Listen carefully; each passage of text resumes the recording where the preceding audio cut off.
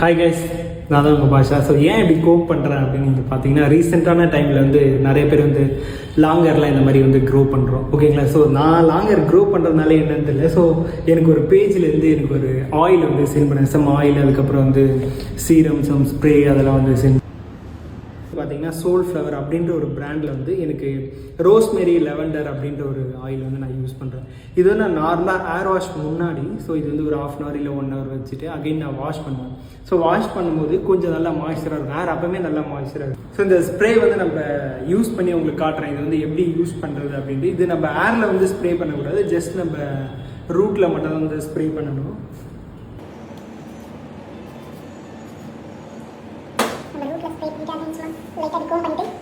Serum வந்து apply பண்ணி பார்க்கலாம், ஸோ எப்படி இருக்குது அப்படின்ட்டு. நான் எப்படி அப்ளை பண்ணோம் அப்படின்னு உங்களுக்கு நான் சொல்கிறேன்.